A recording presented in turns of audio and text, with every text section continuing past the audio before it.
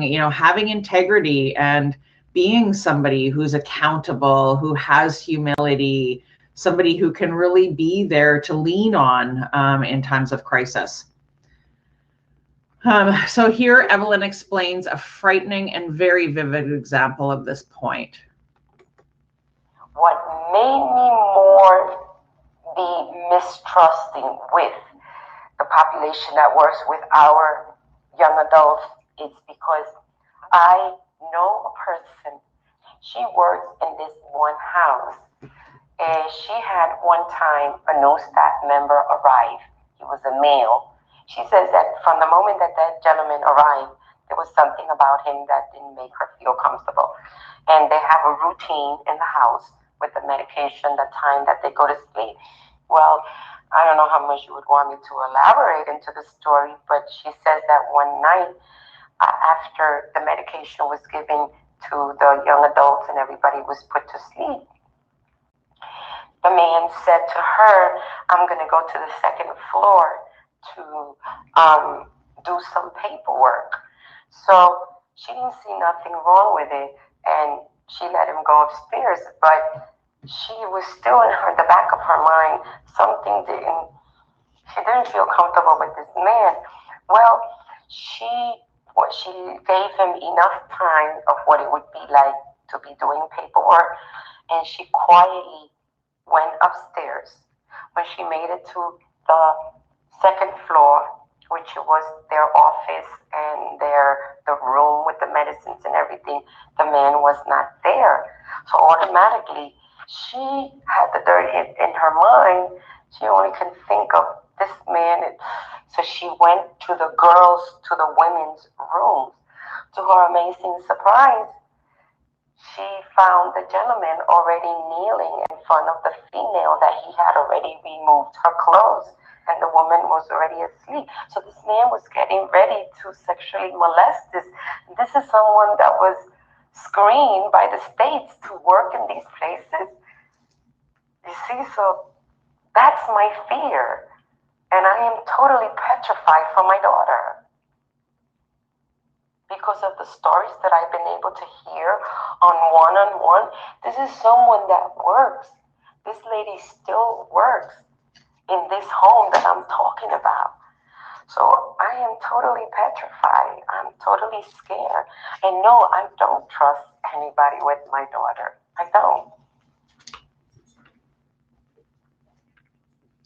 So again, if you think back to the atrocities that we've learned about in the past with institutionalized care, lots of those things carried out into group living situations, lots of people, again, the vulnerability of people with disabilities. It's really scary for families to trust somebody to care for an individual who's extremely vulnerable.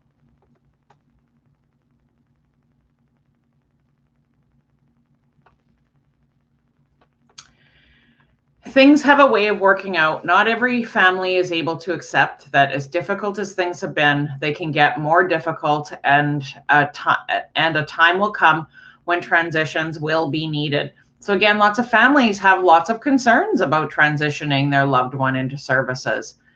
It might be because, you know, and again, when they have to, it's usually because they have to. It might be because the present is too demanding, but it can also be because that kind of thinking is just too hard to do. Generally, we know that distraction and denial can help us manage in the short term, but at some point, it no longer works.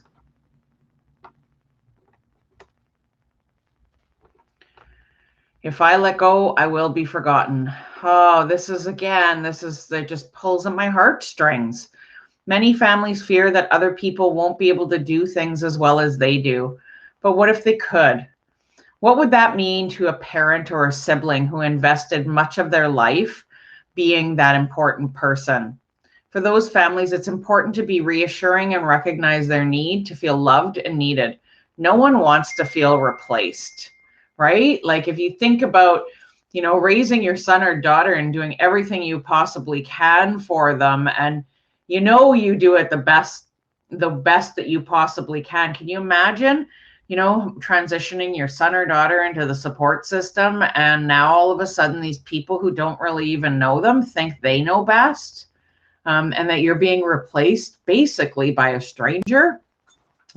So have some empathy for these families. Think about what they're going through. For some of these families, and for probably the majority that I've worked with, all of their value for the last 20, 25, 30 years has been connected to being their role as a parent or their role as a sibling, right? So they've had, especially people who require 24-hour support, you know, they've needed that their entire life. And so their family has, their whole life has been, you know, dictated by the care responsibilities associated with taking care of their loved one and providing support for their loved one. So they've had their whole self-concept defined by being a caregiver. And now as they're moving into support services, it can be really hard to let go of that and to redefine self. So without that responsibility that they have, the one that they've held since the beginning, they may not know what to do. It can be freeing, but it can also be really frightening and sad. Adjusting to their new role takes time, and this adjustment can be eased if, as staff, we make the effort to keep them involved. So again, oftentimes this is staff really drop the ball here, and staff don't involve families. Staff don't maintain those connections.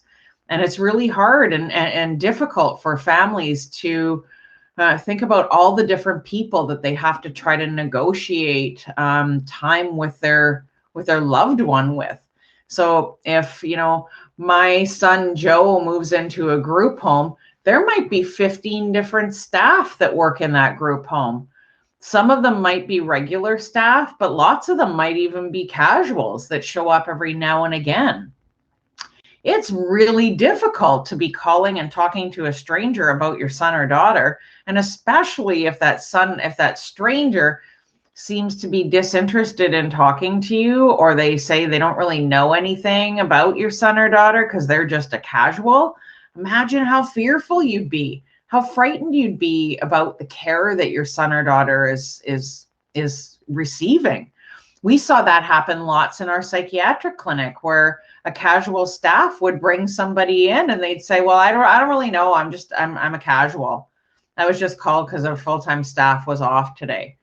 Oh my goodness, it's your responsibility to know. You're not just a casual, you're a care provider. It's your responsibility to know.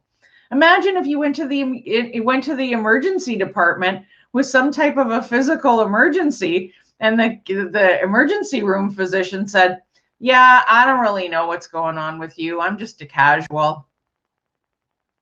You know, like, you got to take your role seriously. You have to be thinking about the responsibility that you have as a staff member. And that really is about keeping those families connected to their loved one, making sure that you're taking time as a staff member to reach out, to make sure that they feel welcome to reach out, that, you know, even if it's just checking in, you know, every other shift that you're on, to say, hey, just wanted to let you know Joe's doing fantastic today.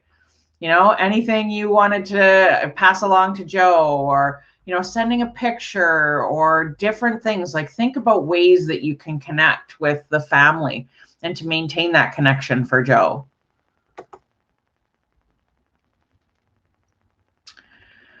So go slow. In the behavior analysis field, we talk about the concept of errorless learning.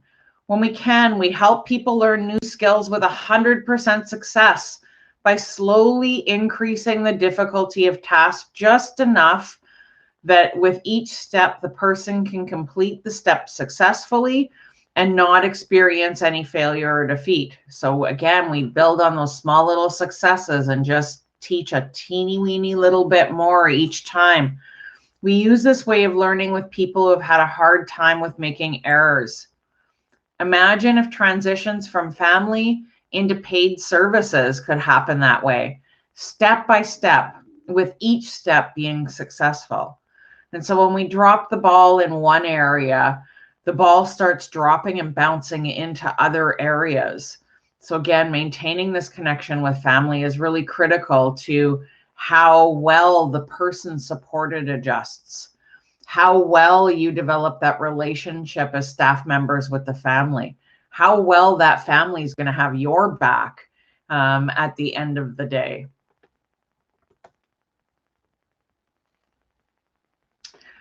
We want to foster a learning environment, and here I'd say a collaborative learning environment. We can't always have errorless learning, unfortunately. So when things don't go well, we all need to be able to work together and to understand that mistakes can happen and we can all learn from them. Giving the time, giving the time to reflect on how things could be differently and learning together about how to do this is the key.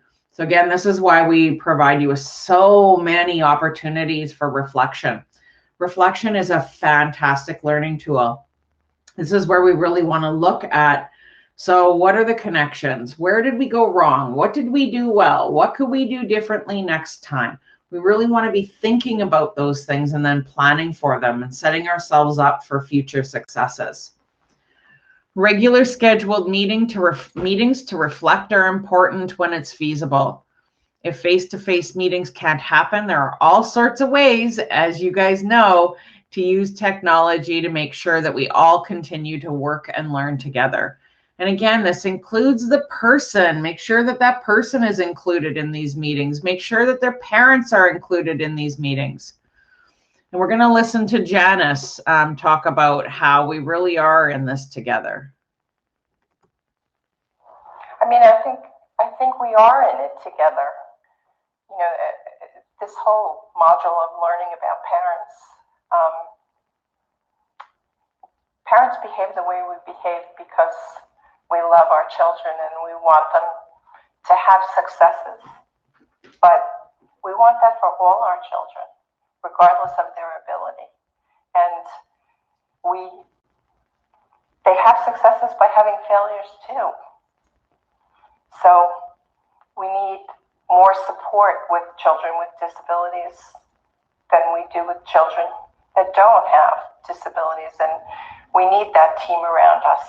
And it's quite often a very lonely feeling to be a parent of a child with a disability.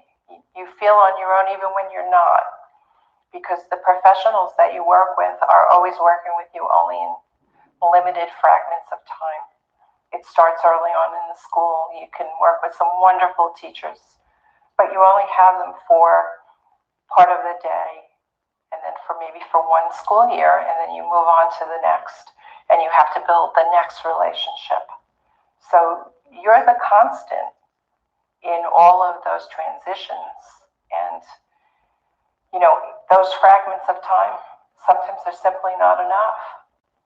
So as they become adults and they're working with professionals for longer periods of time, it's really important to feel that they've now kind of come into the inner circle of your child's life, and that they equally share the successes, and they equally participate in looking for how to work on the failures. And I think it's so important for the parent not to feel alone.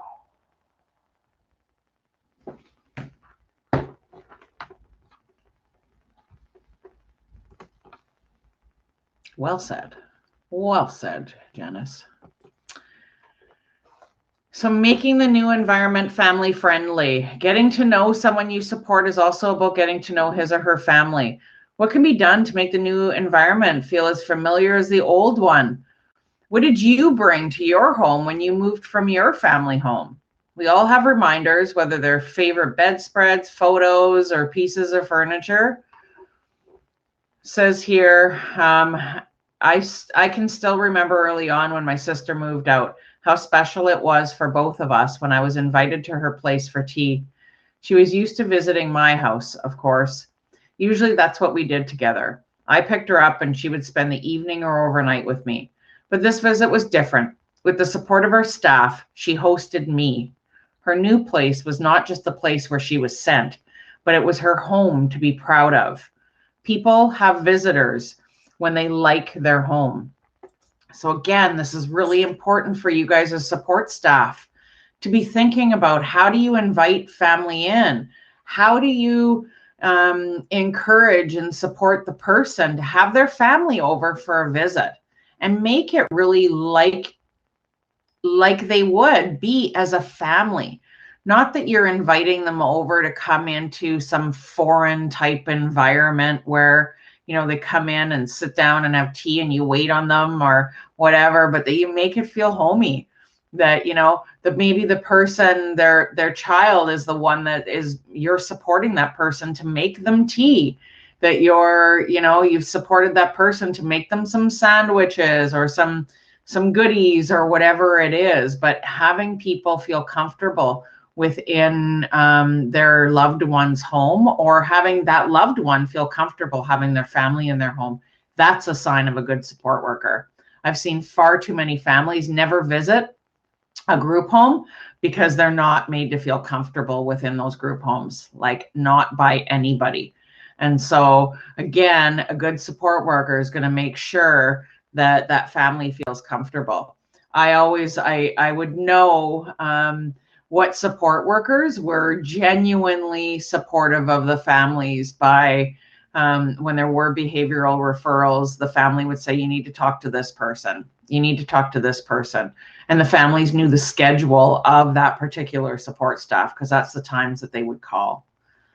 So again, think about being that person, being that positive support person in the context of a sea of, you know, a variety of levels of skill in terms of providing support. There are good, there are not so good, there are fantastic, there are great support workers, there are, you know, people with lots of different strengths and skills. And so usually within a group home or group living type situation, it's a good idea to have somebody who really gels with the family be the person that takes on that responsibility, right? And then utilize the skills of the other staff members to take on maybe some of the other tasks and activities. Use your colors, folks. Maintain and build relationships. Help people to maintain and build the relationships that they have with their family. Set up a scheduled time to call or visit so it's not forgotten by the person or within your team. So this is important. Just don't just rely upon, we'll call when we call, because everybody's going to forget and everybody's going to put it off, and then those calls don't happen. When at all possible, have the person you support lead the process by being the person to make the call or being there with you as you help to make the call. So again, we want to try to set up a schedule of calls, a schedule of connections so that, you know, we don't miss these things, that people don't become estranged because the life of the person becomes so busy by the busyness of staff within the home. Remembering birthdays and holidays of family members might not be in your job description, but they're critical to any relationship. They are really important. You know, as a parent, if Joe's support staff were to reach out to me and say, hey, I know it's your birthday, you know, Joe and I just wanted to call and say happy birthday, you know, that would go a long way. That'd go a really long way. And helping Joe to remember that it's my birthday would go a really long way too. So many people we support forget about these events and are unable to plan for them. Help them to buy a small present, send a card, or make a phone call. That part is actually your job. So again, your job is about helping to make new connections and maintain the connections that the person already has.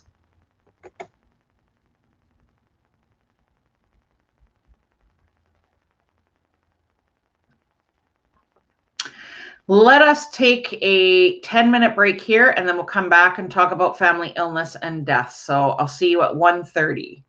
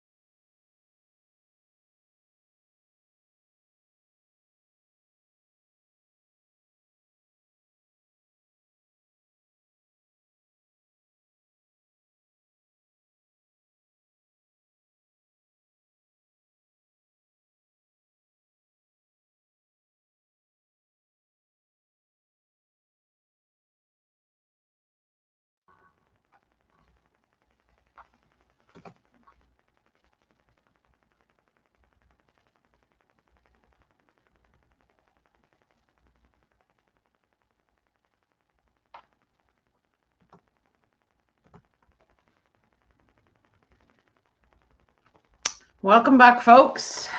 I was looking out my window while we were on break, and it looks so beautiful out there. And then I went to the door to open the door and let the dog out, and holy smokes, is it ever cold out there? So looks can certainly be deceiving. I was all excited thinking, oh, it's a beautiful day out, but it's actually pretty chilly unless I just kind of caught a bit of a wind gust or something. I'm not sure. At any rate, we're going to move on with Chapter 5, Family, Illness, and Death.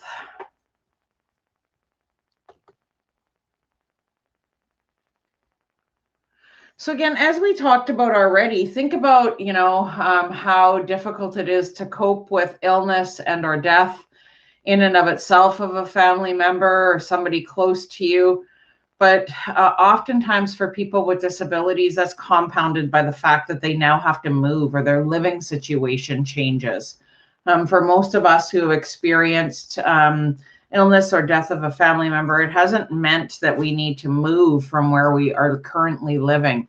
It hasn't meant, that we're really dependent upon new people now, or that we're all of a sudden our survival is dependent upon people that we maybe don't know. So we really need to take this into consideration and think about the challenges that are experienced by people with disabilities that, lots of us don't even really pay much attention to. So helping someone you support deal with family member illness or death is a whole module in and of itself. It's quite common for families and for all of us to want to protect the people that we support from pain and loss. Family members might hide their illness as a way to avoid causing upset. Even death might be kept hidden. And I can tell you, I've worked with lots of people where they didn't want their family member with a disability to know that the mom or the dad had died or something had happened or that they were ill. I've also worked with teams that have felt that it wasn't, the person didn't know or understand enough to really appreciate that their parent had died. And so staff withheld that from the individual. Some people aren't comfortable having conversations about death or dying, but again, that's our job. And our job is not to hide family members' death from an individual because we don't think that they'll be able to deal with it. Or that they won't be able to cope. Death is something that we all need to cope with, and nobody has the right to rob you of knowing that your family member has died. Although sometimes effective in the short term, this approach is not without its problems. Processing illness and loss is difficult the more abstract it is. There's no one way to work through these difficult situations, but the best way to approach it should include conversations between staff and family. And they say staff and family here. I think, again, encouraging that your, family is the one that doesn't want the individual to know. I think encouraging that staff member or that family member that, the person that staff will be there to help the person to cope, will help them to certainly find ways to be able to cope, can, work together to put together different resources like photo albums and, really create kind of memory boxes and different things that can be helpful for the individual to be able to process that grieving if and when somebody does pass away.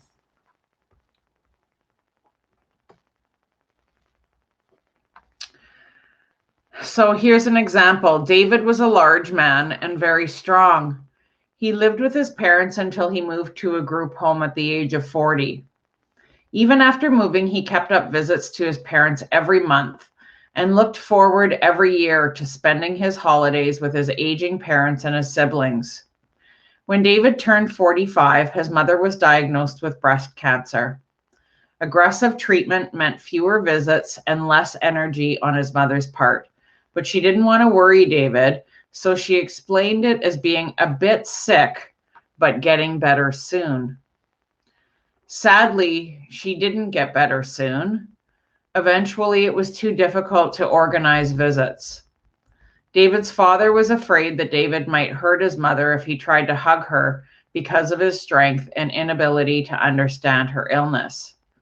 He was also concerned that seeing his mother ill might frighten David, and he did not know how to manage David's repeated questions. How's mom? Is she better yet? What do you guys think here? What could you do? How would you approach the family?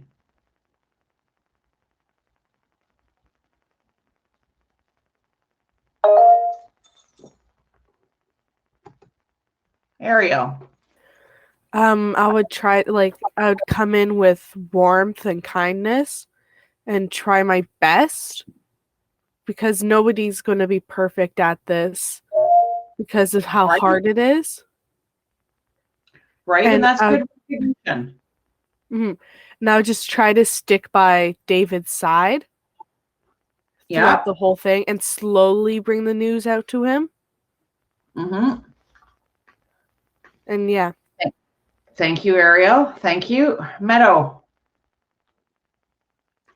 I was just about to say something similar to Ariel, but try to like talk with the family and just try to explain the importance of letting David know, because if she is to like pass or anything, it's better for him to have all the information than think she just has like a cold and then, you know, she passes from that.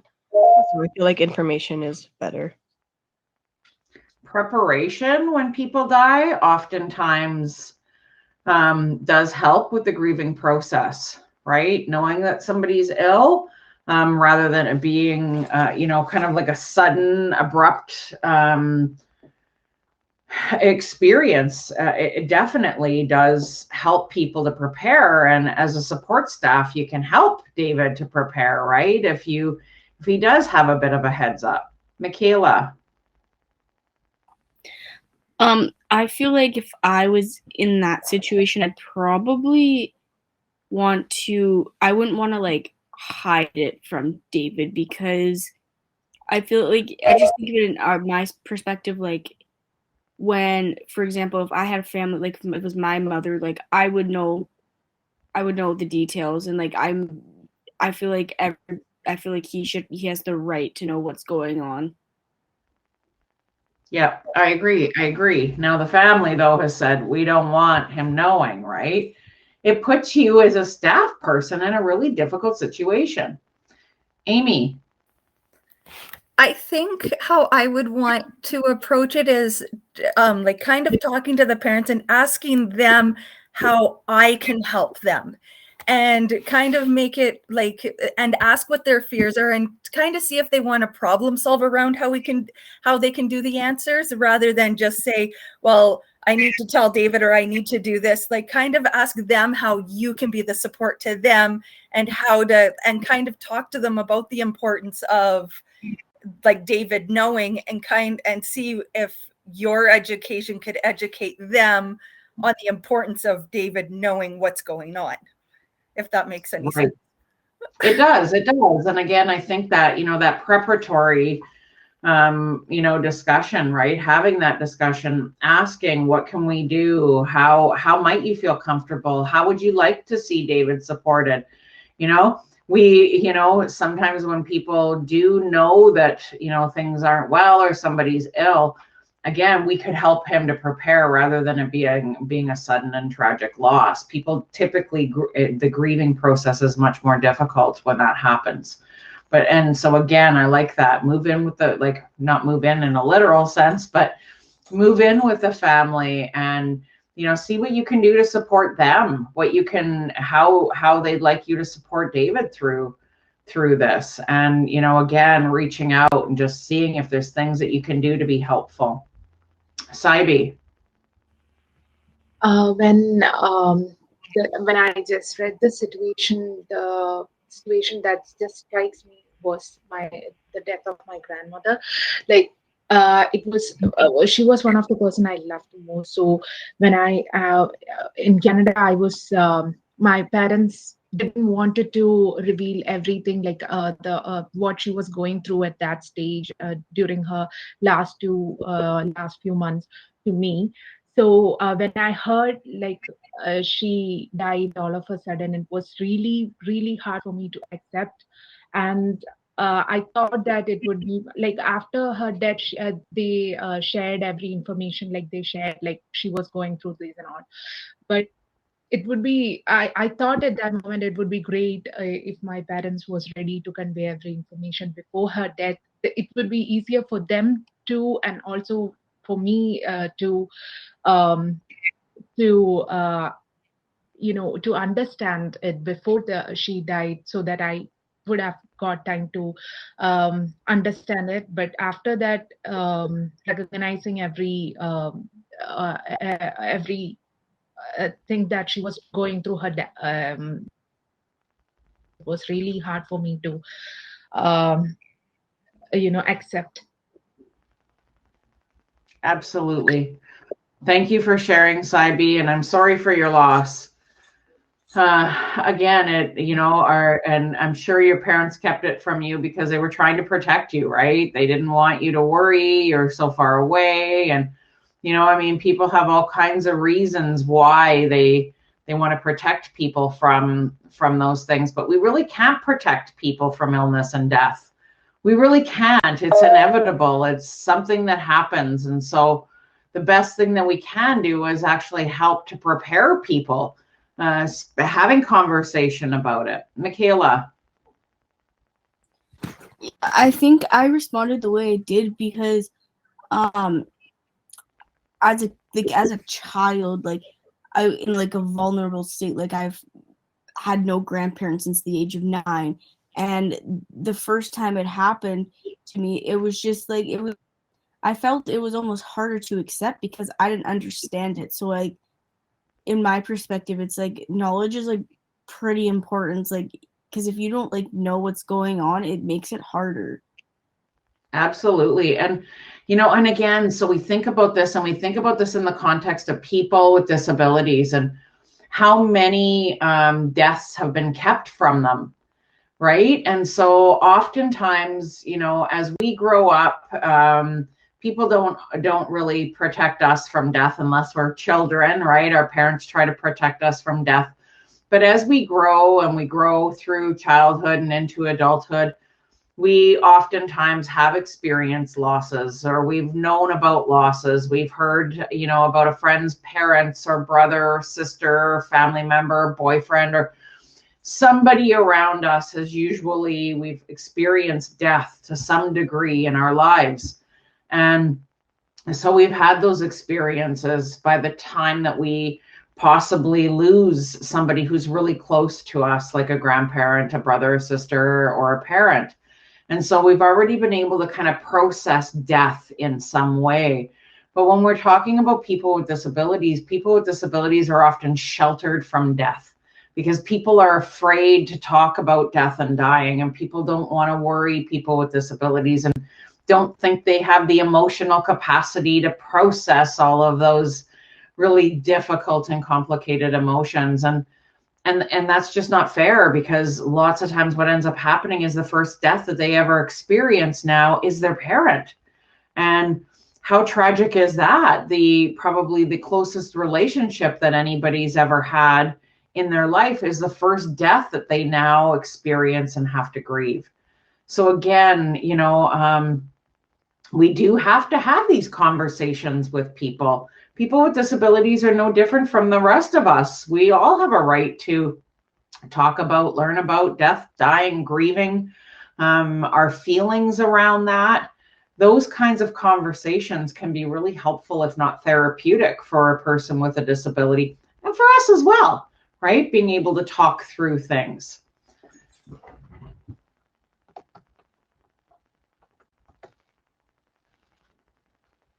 And oftentimes if people are left in the abyss of the unknown, they blame themselves. What did I do wrong? It's my fault. And I've heard far too many people with disabilities want to take responsibility for the death of a loved one because nobody told them and they don't know, and they are constantly asking, how's my mom? How's my mom? How's my mom? Well, she died 2 years ago. You know, I just, how horrible is that for people to continue to think that their mother doesn't want to see them, right? When it's not about that. It's, yeah, we can't do this to people. Here's another example. Virginia was David's primary support worker. She could understand the concerns of David's father about the repeated questions, but she also worried that David might not be able to say goodbye to his mother and that this would make his mourning more confusing and difficult. She called David's parents and asked whether they might be able to talk a bit about how she could best support David in this difficult time. So here we go. David's parents were used to picking David up for his visits, but Virginia offered that not only could the staff be involved in bringing David to visits moving forward, but they could also stay with David during the visit. This would help in a few ways. The staff could help make sure David did not embrace his mother too tightly and could redirect some of his repeated questions.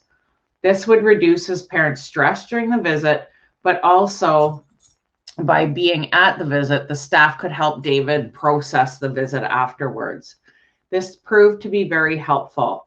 David began to understand that his mother's sickness was going to get worse, but that he could help her feel less sad by bringing flowers when he visited and telling her stories about his activities. Oh, it just breaks my heart, right? Like, again, you can see how it'll have such a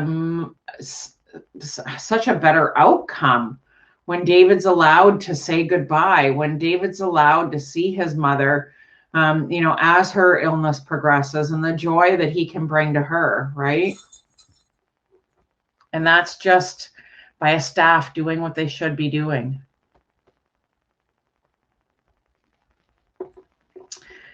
Sharing moments. Virginia created a memory box with David, which included some of his favorite photos and tokens of important experiences with his mom.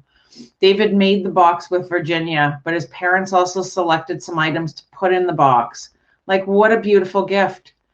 When he visited, his parents adored the box, or they admired the box and what he had put inside it. And they gave him some additional items to go into it. As death approached, Virginia had a conversation with David's sister about how to involve David in the funeral and family rituals after that.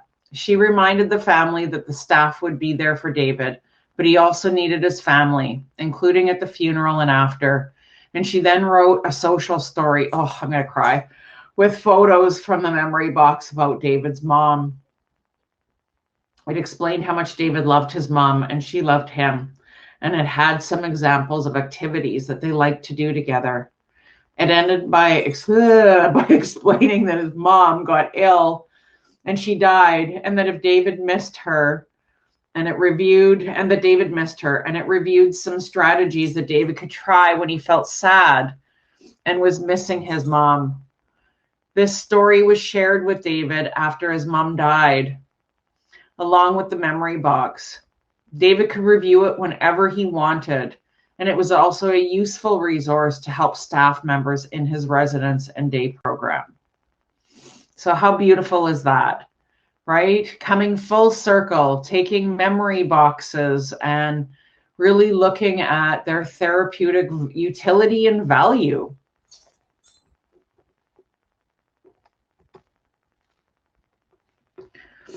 Preparing for loss. Rituals around loss provide an opportunity to say goodbye. This sort of experience is important for many people with disabilities. It's also something they can share with their family and friends who are also experiencing the loss. Staff members can play a vital role here, both in terms of preparing the person they support for difficult experiences and in debriefing and discussing with them thereafter. So again, don't forget that, you know, those conversations, having those conversations on an ongoing basis are really helpful for the person. We don't want to, you know, just because the person has died doesn't mean that that's the end of the conversation. Oftentimes we need to, you know, spend time reminiscing and talking about our loved ones later on down the line. There's lots of utility to that. And again, you know, for people with disabilities, oftentimes the most significant person in their lives has been, and the only person who's always been there for them has, oftentimes been a parent. So that bond is so incredibly strong.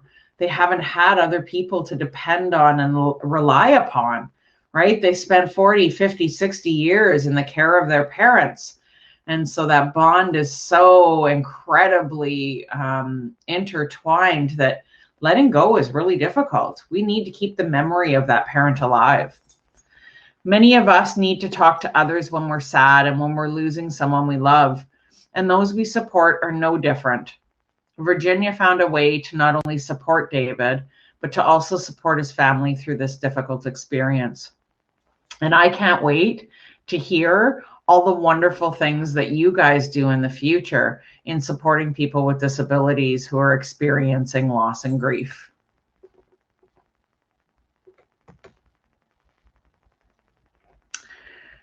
And our final chapter is improving communication.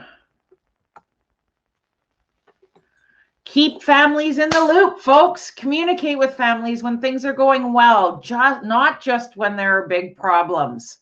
So, when Joe does something super fantastic, reach out to the family and let them know. Let them know that things are going well.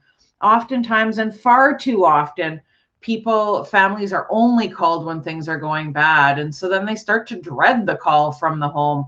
Call and reach out when things are going well when things are going well is really important as well. It's important for families to hear the positives, to share in the joys and successes, even if they're small. Building a strong and positive relationship will also make it a lot easier to make that difficult phone call when you have to. So again, that helps to establish your relationship. It really helps you to build rapport with the family when you're calling and talking about all of the great things that Joe's doing, all of the great experiences that Joe's had. When you do have to make those difficult calls, when Joe's having a bad day, you already have established rapport with the family. It's easier to pick up that phone. Furthermore, when there's a trusting relationship, families might be more likely to reach out and let staff know about their difficulties and to ask for help. Here, Janice explains why 5 minutes talking to a family member for no good reason is a game changer. Yeah, I think it is the tendency for support staff to consider that they really don't need to communicate with parents unless they need more information or something has happened, something is uncomfortable, or there's a behavior that they want to correct, this type of thing. But I think it goes back to the need to communicate both good things and bad things, but also for the individual to know that there's open communication with the parent on a regular basis. So if you have that schedule set up for open communication, you're forced to report good things too. I mean, we're all very busy. And so I think sometimes support staff thinks they're going to waste your time by taking 5 minutes to tell you something wonderful which occurred that day. And I don't know whether they realize that 5 minutes is a game changer for a parent. It's a game changer. And then next time they call, the parent doesn't have that fear in the pit of their stomach that, oh God, they've called. What's happened now? It changes the whole ongoing relationship just by occasionally calling for no good reason. Yeah? I mean, I am that person when my phone rings and I look at it and there are certain people that work with Danielle that are gonna reach out to me, I immediately think something's happened. And I think it could be corrected just by establishing what the method of communication may be. And it may be today, in today's electronic world, it may be as simple as, taking the time when something good happens to send a text. 2 minutes. Hey, this just happened. But opening that up, I think, takes away the defensiveness that you have as a parent immediately. And that defensiveness is generally fear, in my case at least. You know, am I going to now encounter a situation that I'm going to have to tackle that I'm not prepared for? That's what it comes down to. So it shouldn't be the way I just said it. Am I now going to have to handle a situation when you have a support professional calling you? It should be, how are we going to work on this? You know, or how are we going to make her feel acknowledged for the success she just had? That's ultimately what we want to try and get to.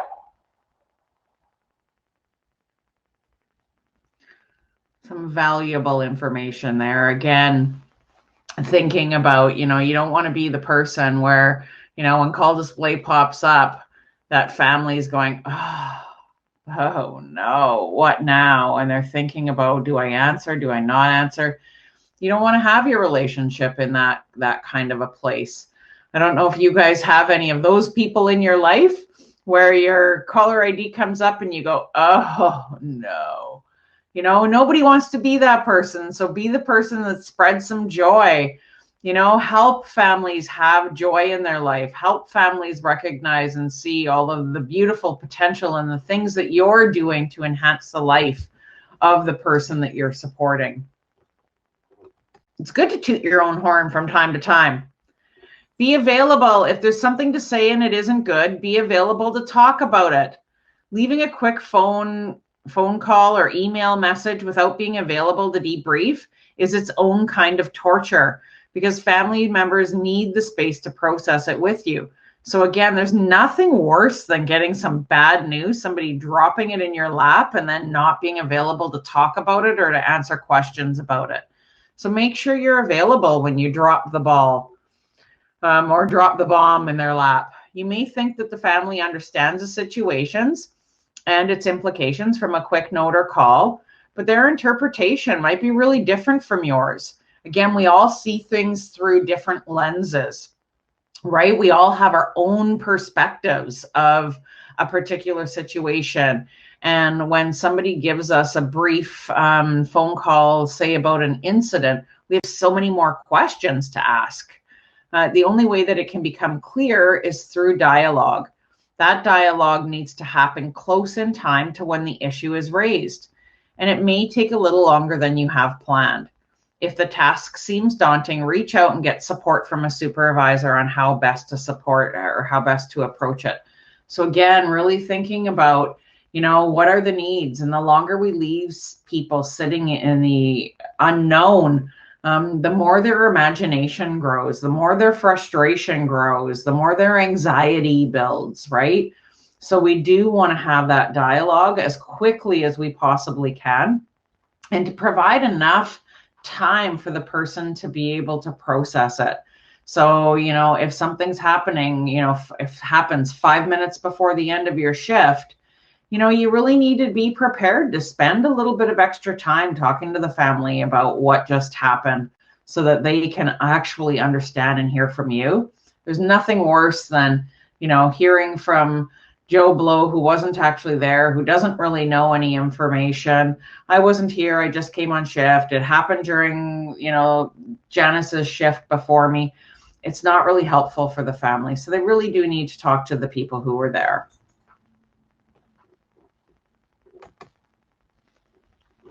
Share your feelings. So if a situation concerns you, even if you aren't sure how to fix it, share that feeling with the family. It's okay. You don't need to have all of the answers in the world. And you also don't need to give the false impression that you know exactly what to do when every situation or when any situation happens. Again, we're all human beings, and the best opportunity for growth is actually to learn and grow with each other. So doing so, you don't need to give the false impression that you know exactly what to do or that a situation doesn't worry you. Doing so may lead the family to feel that you don't care or you wouldn't be able to relate to how they're experiencing something. Even though telling a family that you're also upset doesn't help you to resolve the situation, it can be validating, right? You can have the family then going, yeah, I'm upset too. Like, oh, what are we going to do about this, right? It can help to bring you together. In difficult times, it's important that staff and family feel like partners and not adversaries. So again, especially in those most challenging times when there's been some kind of a crisis situation or a critical event, it's important that we team up and we pair up, that we don't start butting heads. We got to team up and pair up and support one another. Maria will explain here how important it is to be honest with each other. When I was a young professional, I worked for an agency that served people with developmental disabilities. There's so much required. I think it's one of the hardest jobs in the world. And I think it's important to be able to be honest about that and to know that every day at work, we can't always give 100%. But it's also important not to say that we're doing things well when we know we're not doing them well. And I think when sitting down and kind of coming up with a treatment plan or a care plan that's effective is also about being able to have those conversations. You know, I know that in the plan that this is the goal, that, you know, certain things are going to happen every time I'm with your son, right? And but really, I found in providing the care that that's not possible. So the plan itself is getting in the way of my being able to feel effective. It's getting in the way of my being able to feel effective as a direct care staff. It's getting in the way of you, the parent, being able to feel like I'm doing an effective job. And it's getting in the way of the person living with a disability, most important person in this equation, getting effective care. So those conversations about failure, about what's not working, about what gets in the way, about what's reasonable, what's doable. So I don't think those conversations happen. You know, when I sit down in one of those planning meetings, it's often about, you know, so it's the goal, it's the vision, it's the path, it's the aspirations, but not a lot of conversation about the realities. And an effective care plan has both, I think, or understands both.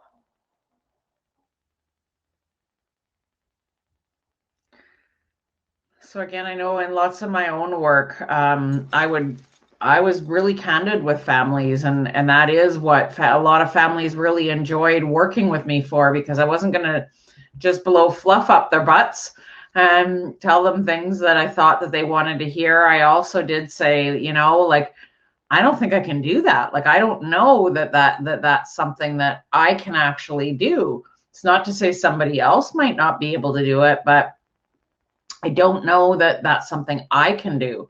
Or I'm not sure that this is really working. Let's have a discussion about it, right? Let's talk about it. Let's kind of look at what's been going on, some of the challenges that we experience. And families really appreciate that. They appreciate honesty. They don't want to be lied to. They want you to be honest. They want to problem solve. They want to be in a position where we can make the best possible plan that makes the most sense and provides the person with the best possible outcomes. I know as a parent, and I'm sure the other parents in the room could agree, I would rather that my child take 2 steps forward, and to do that in an honest, positive way, than for somebody to tell me that my child's going to take 15 steps forward and fly a plane next week. I will recognize that might not be possible within a week, right? So it's important that we set realistic goals, or we help other people set realistic goals, and that we're honest about those goals and what's working, what's not working, what we can do to change things, and having honest conversations. You know, sometimes we'd have to have really difficult conversations with families about their involvement or And I remember one family having a conversation with them about how Joe, for example, wanted to have more contact with them. And we were wondering if we could work out a schedule when Joe could call them.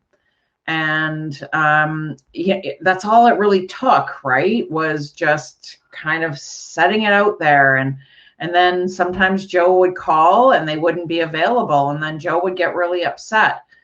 And again, recognizing it's my role to help Joe to be a little bit resilient and let him recognize that, sometimes things come up and, but we'll call them again and we'll find out if there's maybe a better time, right, for us to be calling, or if it was a one-off. So it's, again, working with families, talking to families about, we called the last 7 days on Wednesday at 7 p.m. and, you haven't been available. It doesn't seem like it's a really great time for you. Is there another time that we could, certainly set these meetings up? Because it's really hard to watch Joe, feeling really sad, or he gets really upset, or he gets mad.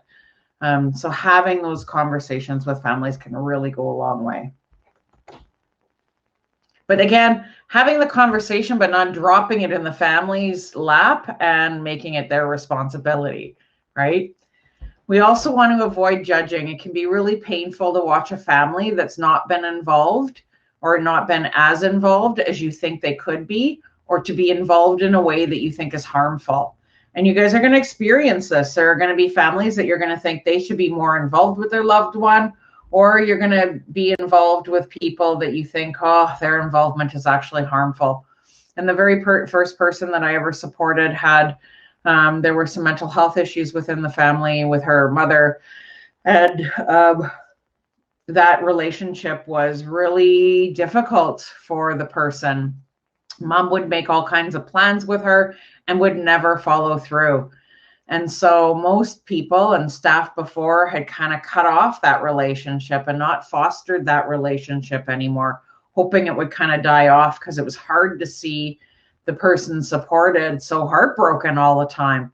But again, that's not our job to cut that off. And that relationship is important to that person. And they've always had that kind of a relationship. And so we can't use our values to judge somebody else's relationship.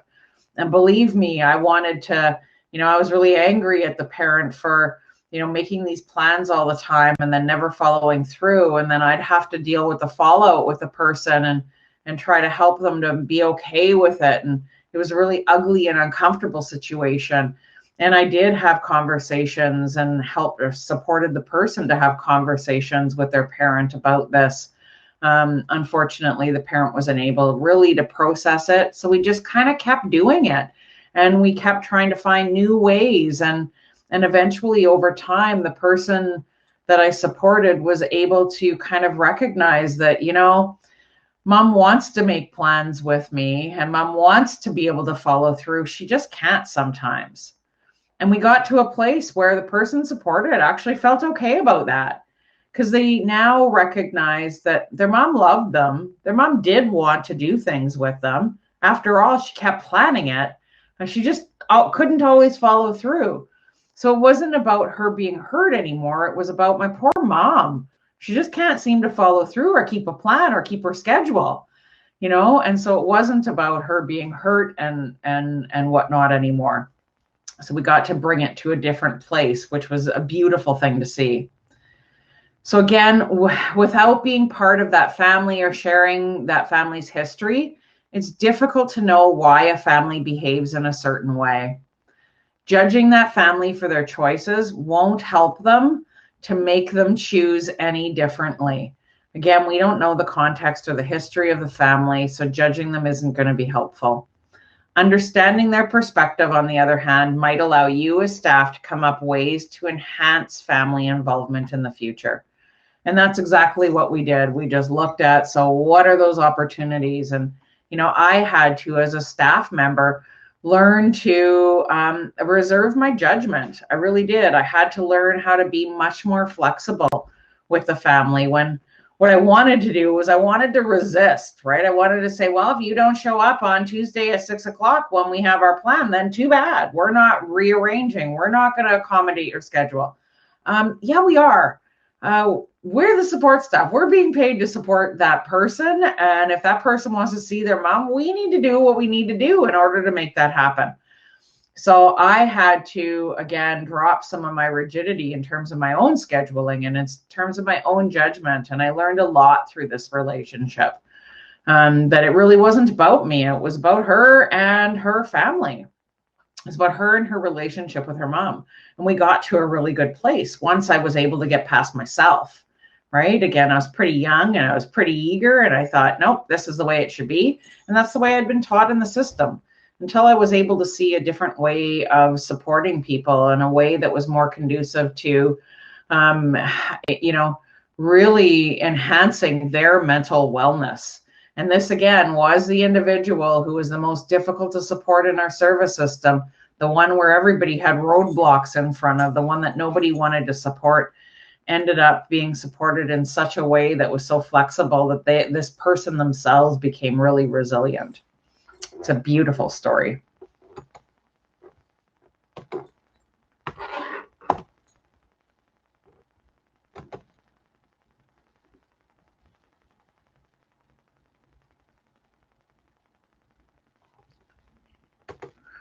We are going to keep going here. Maybe we'll finish up a little bit early today. Get to know the family. Staff and family are like a tag team in a relay race. They're passing the baton to one another when it comes to caring for and supporting someone. Knowing the family better can also allow you to better support family connections in a way that's beneficial to the person that you're supporting in your agency. So again, ask about family traditions. Ask about things like birthdays and holidays and different things that the family does. Make sure as a staff person that you're supporting the person to experience some of their family traditions on an ongoing basis. Make it your business to know. Make it your business to know if they get up and open up their stockings first on Christmas, or if they have some other kinds of rituals or activities that they do. Maybe, that family member is used to singing Christmas carols on Christmas Eve. Maybe they leave cookies and milk out for Santa the night before on Christmas Eve. So again, make it your business to know what those traditions are and help to bring those into the family life of the individual that you're supporting. Get to know the family. If you are working with my child, show some interest in my family. Oh, and by the way, how was your weekend? Oh, and I understand Kenny likes to eat meat. Does your family eat meat? You don't need to talk only about work. You don't need to talk only about what you're supposed to do. You can talk about other things. You can open different channels to communicate with people about other issues that are non-related. Don't go into private, intimate situations, but talk about things that people like to talk about: a magazine, a movie, food, traveling. There are so many things you can talk to people. There is another thing also, and I work with families, so I'm very aware of this. Some families are still kind of either feeling very guilty because they have a child who is different, or not accepting the child who has different gifts that are very different than ours. And sometimes it's very hard to talk to those parents. It's my own experience, but you can kind of warm them up, bringing in different topics that are non-child related. Probably that's going to be like a nice bridge to cross, where you can just from there go into different things. And eventually, at one point, if there is something you don't like, just to feel free to say it. So what kinds of things might we be able to talk to families about that are non-work related? Thoughts, ideas? Krishna. Like kind of like general conversation, how's their life is doing, how they are dealing with the like what they are thinking about, like their child to do in future and that kind of things. For sure, for sure. Some day-to-day kind of stuff, the future of their child. McGraxy.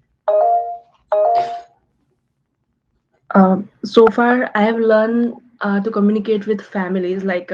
Uh, when they come to visit their child, we can appreciate their efforts, whatever they are doing for their child. Then, um, So providing some recognition, like, oh, I love that you come and you yes, always bring Joe a new pair of slippers or yes. whatever it is. Yeah. Yeah. You can certainly, provide some positive reinforcement for some of those things for sure. Amy. You can talk about activities that the individual is involved with through the days, but also like after their visit, you could kind of tell them about the response of their return from their visit. Absolutely. So talk about, yeah, how excited they were after the visit and the things that they did after that. Awesome. Madison. For like less like work related wise, like to talk to like the parents about like how like they're like if there's anything else going on that like outside of what like we'd be helping with that we could possibly step in to like help in with. Provide support. Like what's going on in your life, Yeah. right? How are you doing? Right? So asking more on a personal level. Thinking about things like, asking things if you happen to notice maybe, and you guys, I'm like so inept and ignorant in terms of sports, but what comes to my mind is the Dallas Cowboys because my friend's husband likes the Dallas Cowboys. So if you happen to notice they like the Dallas Cowboys, you can say, hey, I don't know a whole lot about sports, but tell me about those Cowboys, right? And just spend some time chatting. Talk about COVID and the restrictions. Talk about Christmas. Talk about the mall. Talk about, their other sons or daughters. Talk about their dreams for the future, right? All of those things. So just really building relationship, getting to know them, thinking about who they are as a person. That goes a long way. People like to talk about themselves. Preet. Yeah, and they can talk about regarding some changes in their behavior, like the new things they want. Like sometime they want something new in their life regarding new like we can say the new shoes, new clothes. That's are very like necessary needs. Yep. So we can talk about, like what kinds of new things the person is engaged in for sure. But I think what they're getting at here is really looking at, so how do we connect with families about things that aren't related to maybe their son or their daughter, right? So this is taking your relationship to a bit of a different level so that you're not always just talking about the son or daughter. This is kind of that, some of that small talk. So what's the weather out there today? It's learning about the family, right? Learning about that person, that mom. Who is that mom? What do you like to do? Do you do any crafts? So do you have any favorite shows? What's your favorite movie? Those kinds of things, right? So that you're actually showing interest in that person outside of their role as a parent. Amy. I know like when some of Logan's supports ask different things too, like they're kind of it's not just physical support that they're giving now. It kind of gives that little extra emotional support as well. Because I know when they ask me a bit different things, it actually for me personally, it kind of tells me that they're taking that one step like further to help the child as a whole because if they don't get involved with the family part, they're not helping the child in the family dynamic. Also, it's just they kind of separate it, that I'm helping them with this and that's that. But when they start getting involved a little bit further and emotionally with the parent, it kind of helps in the family dynamic also. Like that's how I perceive it sometimes, because like it is like sometimes I like, I'll be honest, it feels lonely sometimes, even though there are people helping. But once they make that extra little connection and say, hey, how are you doing? It kind of puts a spin, and then they're able to support the child a little bit more, because they're supporting, not necessarily supporting, but just giving that little more, that it kind of gives the parent that extra encouragement, like, hey, I can do this. I can move forward a bit further. So it kind of helps in the family dynamic also, not just the support role. Absolutely. Think about yourself and if you think about even, going to the doctor, for example, and if you go to the doctor and every time you go to the doctor says, what's wrong? You tell the doctor what's wrong. The doctor says, okay, here's a prescription. Go take this to the pharmacy, go fill it out. Now imagine what would be different if you went to the doctor and you went in, and instead of them saying what's wrong, you went in and they said, how are you? How's life going for you? Are you working? Do you love your job? Where are you working? If they showed some interest in you, how different that interaction would be. And again, as a parent, right? And I hear you saying, Amy, when the people are asking you things about your life, you feel more supported. It helps you to build that trusting relationship. You feel like you can give a little bit more. Again, it just sets up a much more positive environment all the way around. So spending time, and I know we've all had the opportunity to, certainly be engaged with people who are just business and business only. And it's a different relationship than we have with people who are like, hey, how are you? Are you doing good? Is everything okay? Anything I can help you with? People who are actually genuinely interested in you. It builds a different dynamic. So again, really think about that in the context of your family, your relationships with family members of the people that you support. If you work on the same team, you guys are going to make a difference in the lives of that individual. If you're sitting on opposite ends of the field, you guys are going to do everything you can to tear that individual in half. And that's not what should be happening. So we want to have a strategy. With your supervisor's approval, it can be helpful to establish a communication strategy with the family. The strategy has to be unique to that family and to you, because every family is different. As a part of the strategy, consider the best method of communication. So again, really working with families to say, hey, how do you prefer we contact you? Do you like email, text, phone? And find out what their preference is and use their preference. If they say, I prefer a phone call over a text, then make sure you call rather than text. So being aware that not everybody reads email regularly, and sometimes, again, the tone of an email can be misread or misunderstood. And the same thing goes with a text, right? Sometimes, we can't see those nonverbals. So lots of times the text reads differently from how we intended it. So here, Janice explains how a schedule works in the interest of the person that they support. In terms of their relationship with my husband and I, when you have a child like this, it's understanding what to communicate and when to communicate.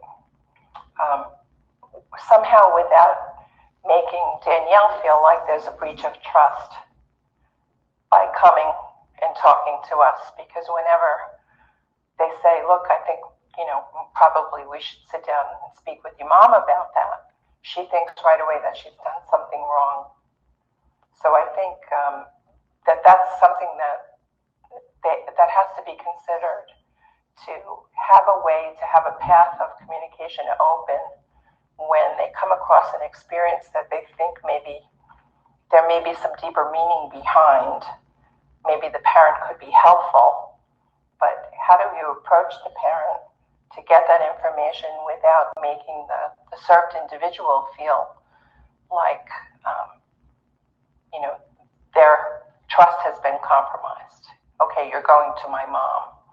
So I think that's a relationship, an open type of relationship that has to be established really early on when they start to work with the individual to say, hey, we're going to communicate because we are the group that supports you.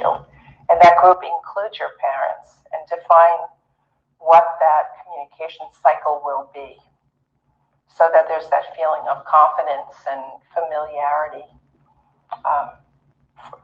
For my daughter, she knows, once a month or once a week or whatever the frequency is, there's going to be kind of that touch base. And she sees that as a routine and she expects it. She doesn't look at it and immediately think, why do they want to speak to my mom? That's my recommendation is to set a schedule.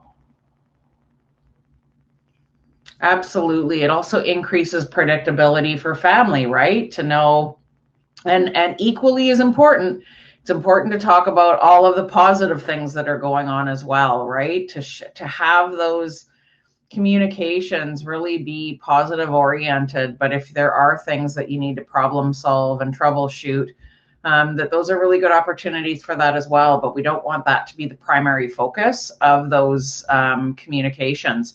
And again, helping to make sure that person's part of that communication, that it's not that you're calling the family while the person's in the bath because you want to be able to talk privately with them. That's horrible. Can you imagine having somebody talk privately about you with your family? So let's make sure we're doing things in a respectful way, right? And who should be, I jumped ahead here. Who should be included? It's not a good idea to assume that what you say to one family member will automatically be shared with the others. There can also be family dynamics that make it difficult for some members to communicate with each other. And so again, that's a really important point. There are oftentimes family dynamics in the lives of people with disabilities between siblings and parents, or between siblings themselves, that they disagree with lots of different things that go on in the care of their brother or sister. And so you may need to have contact, or one staff may have to have contact with one part of the family, and other staff for another. Make sure that you establish realistic expectations of what you can commit to regarding communication, and stick with it. If everyone knows what to expect about what you can do, there will be fewer conflicts. And trust me, it's absolutely true. Be careful, however, not to overcommit. If you're asked to do more with one family than you're used to, you can explain that this is new to you. You hope you can do what is being asked, but it may be too much. You will give it a try for a few weeks and see how it goes. And if the strategy requires some tweaks, you can work on them together. So again, this shows your willingness to certainly partake in what they're requesting, but that, we're going to do it. We'll try it and we'll see if we can do it. And if we can't, we'll have to kind of switch it up a little bit, but we'll work together to devise a system that's going to work for everybody. So again, really showing that your willingness to work together.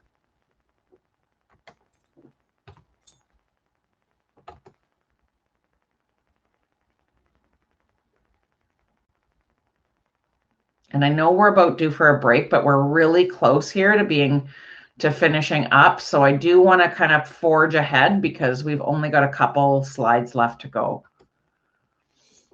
So updates and boundaries.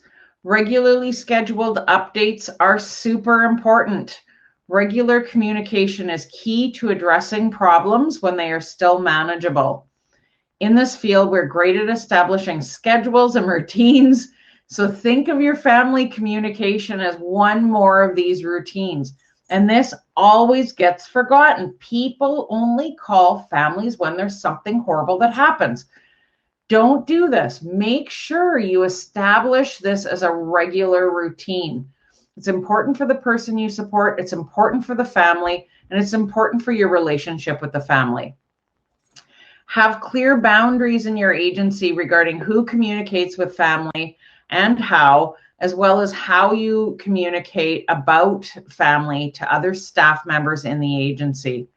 Remember, there's no such thing as difficult families, just families with difficulties.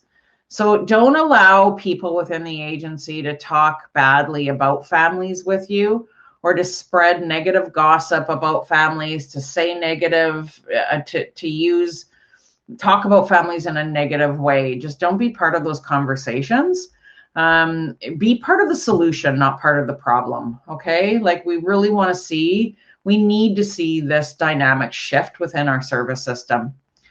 The same rules of confidentiality that apply to those served in your agencies also apply to families. So you can't be going and talking about families outside of your agency supports to the people in your life. Confidentiality applies when you're using your work relationship with the individual that you support. If that's the context that you know the family in, the confidentiality extends there as well. It might feel supportive in the short term to let it all out and to complain to another staff member about a family. But complaining about a family is very different from sharing frustration or stress about a situation and seeking advice or support to help that situation. So again, when we're thinking about, sometimes we do get frustrated within the context of our work and our work relationships. Gossiping and spreading rumors or just complaining about a family is very different from seeking some support and trying to find solutions, right? If you're solution focused, then you may not be complaining, right? Because you're actually trying to look for, okay, so this is what happened and what could we do differently, as opposed to just dumping on somebody and complaining about the person. In the end, complaints about the difficult family or the family with difficulties, I would prefer to say, don't help that family or the person that you support, and they don't help prepare staff to support that family any better. So again, remember that your comments about families are really destructive to the people that you support, and they also poison the relationships that other staff members have with that family. Be careful whom you approach about a difficulty you're experiencing with a family. Who will listen and provide advice that is helpful and not just add fuel to your fire. So again, if you are, approaching somebody who is known to gossip and complain about families, are you really looking for solutions? Are you really looking for help, or are you gossiping? So don't be part of that gossip mill. Nobody likes that to happen. And you won't be a well-respected support worker if you are involved in those kinds of dynamics. One strategy to help your communication about family is to speak about the family as though they're in the room with you. And this is a great strategy. Think about what you're saying. Don't say anything about them that you wouldn't say in front of them. And I really like this. I like this, and I use this strategy in my own life. I don't talk about other people. I don't say things about other people that I wouldn't be comfortable saying to their face. So, and if you practice this, you certainly are going to have better relationships with the people that you support. You're going to have better relationships with their families, and you're going to have better relationships with your coworkers. Because you're upfront, you're open, and you're honest, and you're direct, right? So it doesn't mean that I can't have difficult conversations with people, but it just also means that I'm not going to say bad things about people without them knowing what it would be that I would say about them. And it wouldn't be bad things, but it might be, I'm really frustrated with my communication with this family member. And if I go back to the example that I provided earlier about the person that I supported, I might say I'm really frustrated with Janice's mom because, and Janice is not her real name, with Janice's mom because, she'll make a plan with Janice, but then she doesn't follow through. And when we try to contact her, she's not available. And it breaks my heart seeing Janice so upset. So any thoughts or ideas about what I could do differently to make sure that those communications happen? And so that's very different from, you know, Janice's mom. She just never shows up. She never shows up. She never pays attention. She makes these plans. She never follows through. Right. And she doesn't even realize how much she's hurting Janice. So very different conversations, right, to be having with other staff members. And again, I had no problems having a conversation with Janice's mom about, you know, her lack of follow through with our scheduled meeting times or appointments. So think about this. So, you know, be careful who you approach about having about a difficulty you're experiencing with a family. Who will listen and provide that's helpful, and not just add fuel to the fire. Meadow. I was just gonna say, like, if you're working and you're remaining positive and neutral about different things and you're not taking part in the gossiping, you can really change the way like the environment feels. Like I've worked in places where people just gossip about each other and there's drama and it's like you just dread going. But if it's like where everyone works well together and respects each other, it makes so much difference in the work that you provide. It absolutely does. It changes how you feel about your job, right?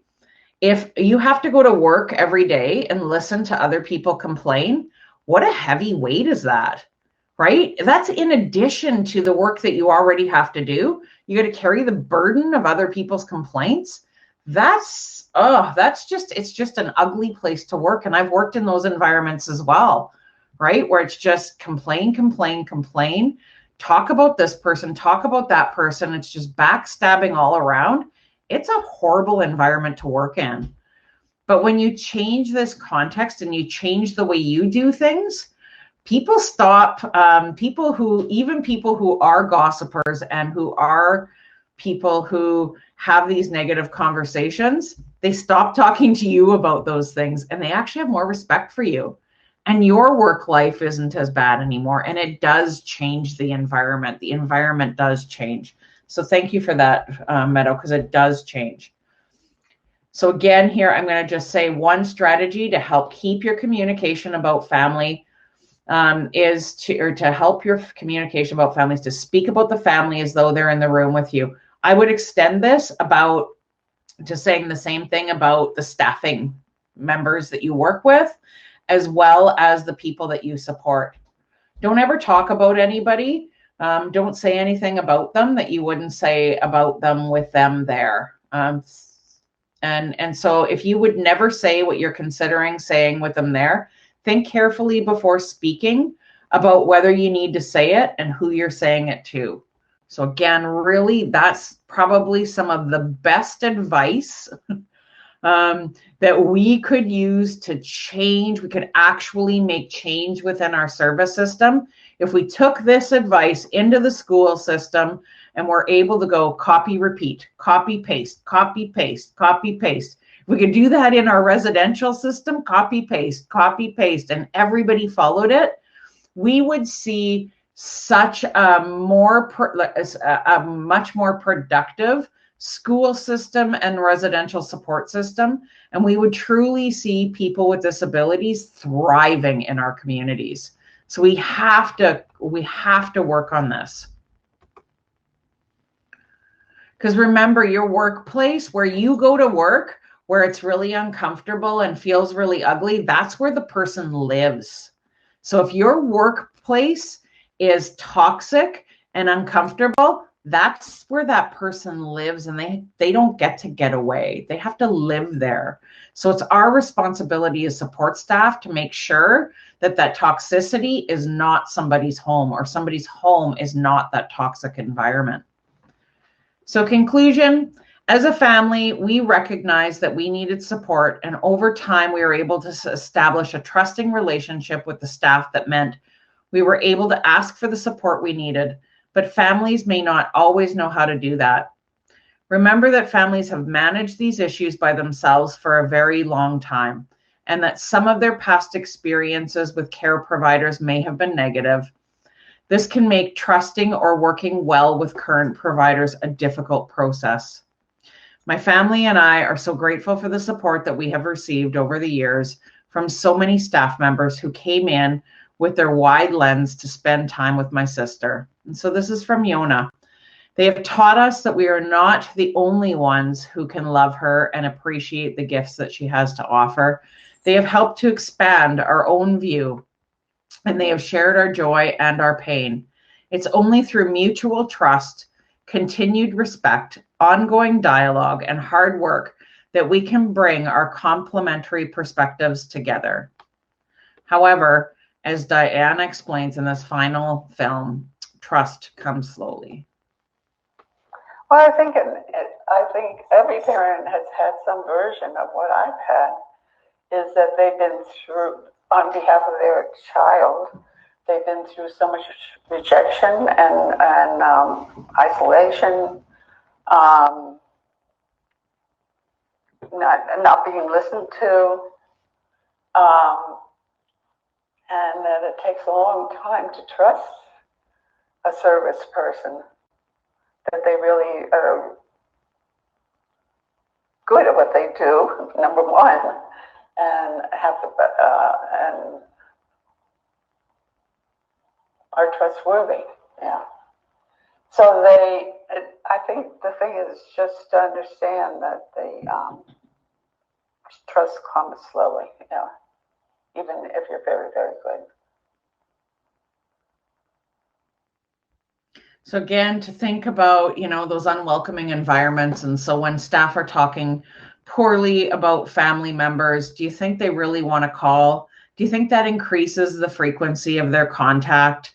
Do you think that that really helps to support the relationship and maintain the relationship between their loved one and themselves? No, it absolutely does not. When we develop rapport and trust and respect for the families that we are supporting, we can actually foster those relationships. We can support one another. That family will have our back. They'll do beautiful things for us and with the person supported. And we get to see the joy on that person's face about the contact that they have with their family members. I've been to far too many Christmas gatherings where families haven't been included. The families have been ostracized from the group living situation, and the only individual that really ends up suffering, well, lots of people suffer, but the person who suffers the most is the person supported. And that is not providing support. That's not what we're here to do. We're here to help that person to live their best possible life. So make sure that you as a support staff are the person that is supporting the individual that you're supposed to be supporting, and that you're doing that in and across all capacities with, the complexity of all of their relationships at heart, and really thinking about how do we foster relationships, foster and maintain relationships that person has with people who are meaningful in their lives. Their family might not be meaningful in your life, but they are in the context of the person that you're supporting. Does anybody have any questions or anything that they would like to add? Thoughts that came to mind as we were finishing up that module, things that are important for your group members to think about? Thoughts, ideas, strategies?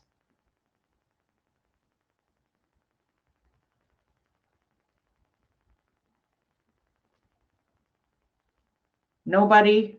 Everybody's like, just shut her down. I'm ready to go. All right, folks. So thank you guys for being here. And we will have our one last unit next week.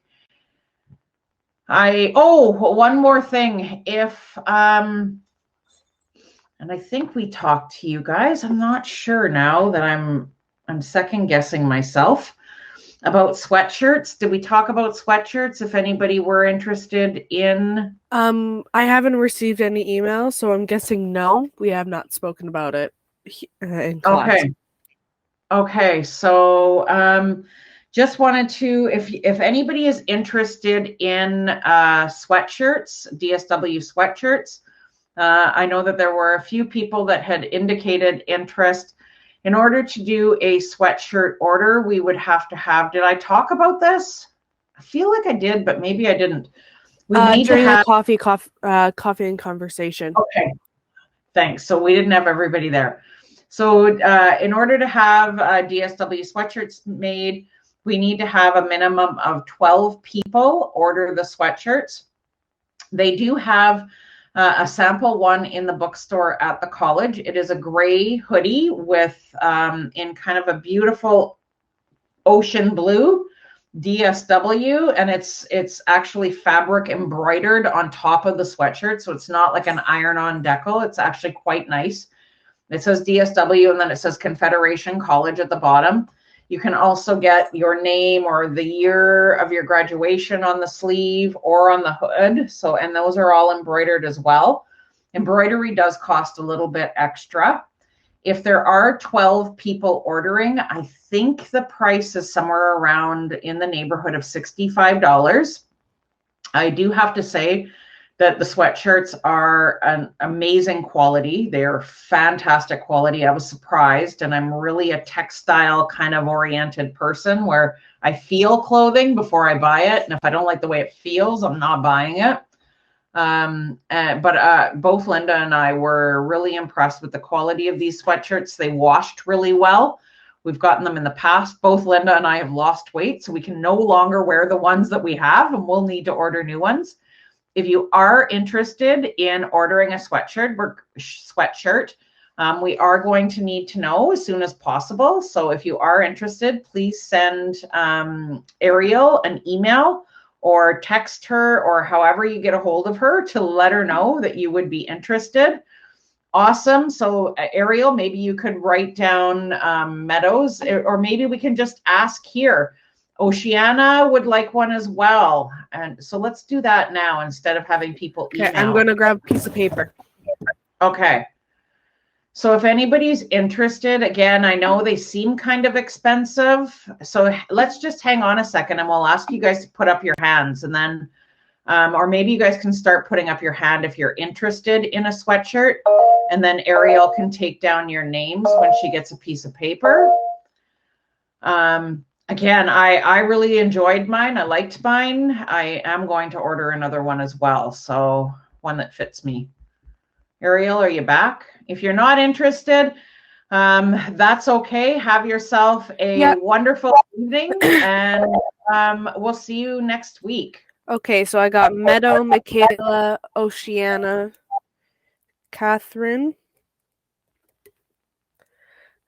Sarah. After I say your name, you guys can just take your hands down. They make a great Christmas gift too. If you don't have the cash for them, you know, to tell somebody you love that you can, they could get you a sweatshirt. They probably won't be in for Christmas though. So just so that you know that.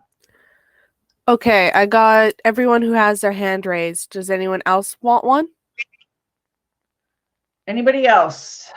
If you change your mind, certainly the money, I think you do have to prepay. So once we set up the order, no, maybe you pay when you pick up. I can't remember how it goes, but once we have 12 people on our list, then I'll set up the order with the bookstore and we'll let you know what they tell us.